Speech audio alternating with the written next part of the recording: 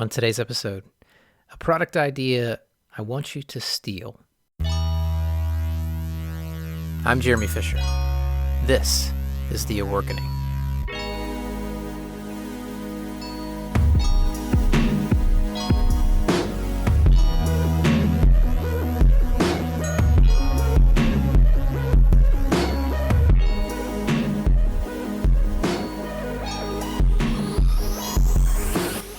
Have you ever wondered which of your friends are real friends? I have a simple test that will help you find out, and then I'm going to tell you about a product idea I want you to steal from me. 5.5 years ago today was an important day. It was the day my wife and I got back from our honeymoon in Spain. Now, the trip was great, but we were exhausted from lots of activities and jet lag. Luckily, we had 2 more days before we needed to go back to work, and we had planned to do absolutely nothing. And then the phone rang. The company we rented our house from called and said, "Congratulations on your wedding. You've got 30 days to find a new place to live." What? Apparently our home, which was owned by a military veteran, was going to be sold. He didn't want it anymore. So that day, my wife and I decided, after we'd found a place to live temporarily, the best way to make sure the situation never happened again would be to buy a home. Preferably a fixer-upper, because we're both financially conservative and we're not afraid of getting our hands dirty. And that's exactly what we did. We bought a home that needed a lot of updates. And project number 1, replacing the dingy dog pee smelling carpet in the house with hardwood floors. But I wasn't about to pay someone $12,000 to do that for me. No way. Me, my wife, and a couple family friends laid over 1,200 square feet of hardwood flooring ourselves over the course of a week. Now, how can you determine if your buddy down the road is a real friend? Tell them that you need help doing the tough work of tearing up old carpet, sanding down and leveling a subfloor, bending over to nail down hundreds of hardwood flooring boards, and then installing new baseboards. The friends that stop answering your text for a while probably aren't your best buds. Luckily, our friends Karen and Kevin were up to the challenge. They even had an air hammer, which is a special tool needed to install hardwood flooring. Now, if you've never laid hardwoods, the process goes like this. Line up the board, use a rubber mallet to hammer both ends of the board in place against the previous board, line up your air hammer, give the air hammer a pop with your rubber mallet, which shoots a nail in place. Do that every 6 to 8 inches along the board, and then you're done with that board. Only a few more hundred boards to go. After the first 20 or so boards, my hand started throbbing. I've got to do this several hundred more times with an achy hand. I looked over and asked Kevin. He just looked at me and said, "Yep, now you know why people pay other people to do this for them." But at that moment, the light bulb above my head turned on.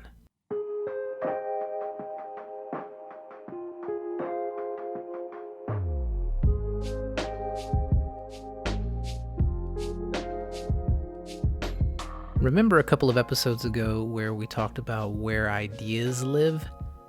They live behind problems. What's the problem here? My hand throbbed because gripping a hammer to pound several hundred boards and several thousand nails in place isn't something my hand is designed to do. What could be the solution to this problem? A fixed grip glove that has a reinforced slot for a hammer. You know how bowlers wear special gloves when they bowl? Gymnasts, even weightlifters, they wear special gloves because the actions they're taking with their hands hurt their hands. And how many construction workers, carpenters, people hanging pictures use a regular old hammer? Millions, billions. Sure, there are air nailers. People don't have to use a standard hammer, but they do. And if they're doing a task like laying hardwood flooring, having a glove that had a reinforced plastic base built into the palm that the hammer slides into would decrease the amount of work your hands have to do, which decreases the amount of pain and soreness you're likely to have in that hand. Now, I know this might be tough to picture over audio, but think about a standard set of work gloves with a half-cylinder shaped slot attached to the inside palm. That's where the hammer handle will sit against your hand. I did a quick Google search and couldn't seem to find anything like this. I couldn't believe there was nothing like this. Some people recommended wrapping tennis grip wrap around the edge of the handle of the hammer to make the hammer wider in your hand, but it still didn't really solve the problem. There are gloves made for hammering nails, but they're designed to protect your fingers from getting crushed when holding the nail. They're not designed to avoid palm soreness. Now, like any idea you hear on this show, if this is something you'd like to pursue, make sure you check out uspto.gov to see if this is already patented, and do a little more than just Google searching to see if something out there already exists. I couldn't find anything, but maybe you can. If not, go for it. It's your idea to steal from me.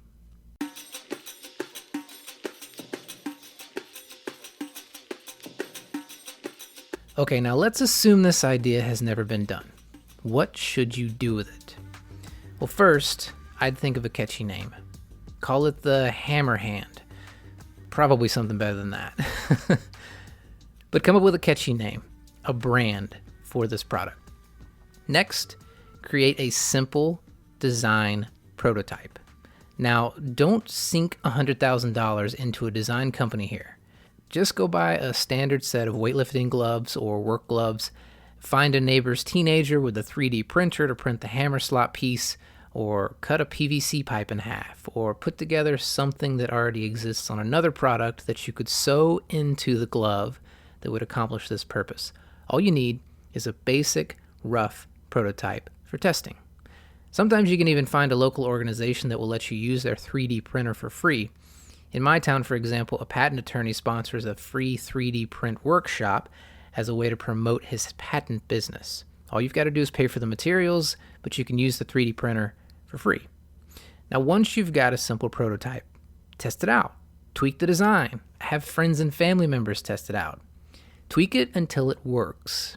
Find out if it's something people would actually get value out of before you go down the road of trying to sell it to someone.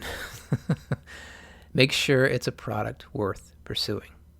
And if it is, now you get to choose how you want to go about protecting it and selling it. Do you want to build a business around this? Get it patented, trademarked, find a manufacturer, set up an Amazon store and or your own web store, start a Kickstarter campaign, and away you go.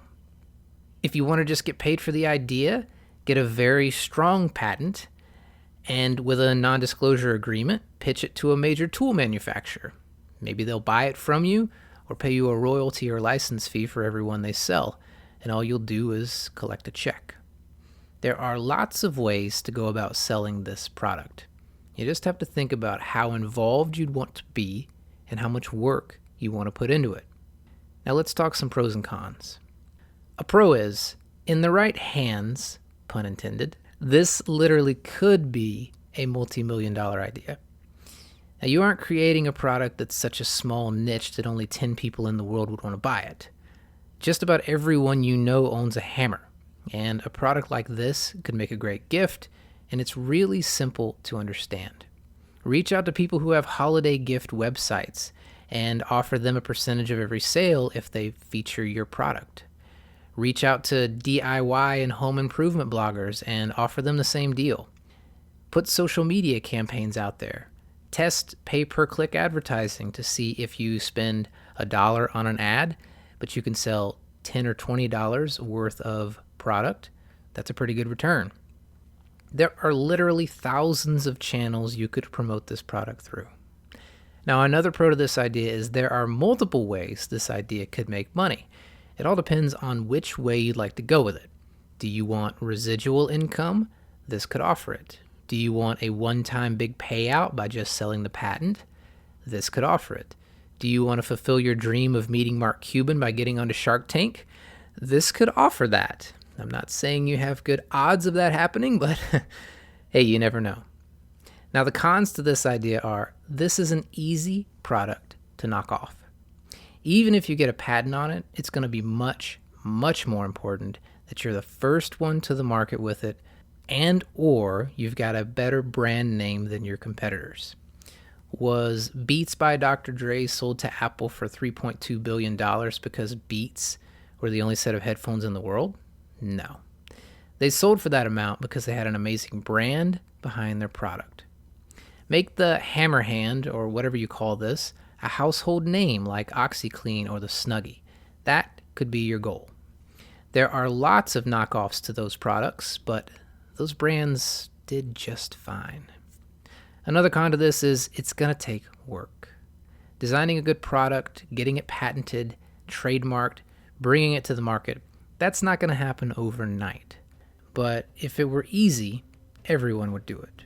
Just like everything else that's actually worth the work. If this is an idea you pursue, let me know by emailing me at jeremy@theawakening.com.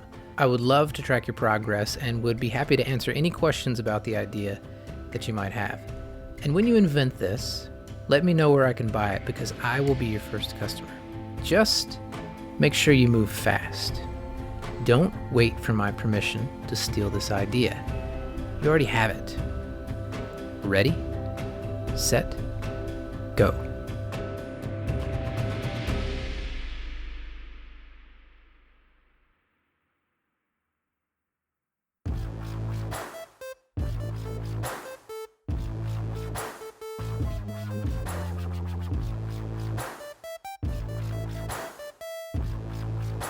That's it for today's show.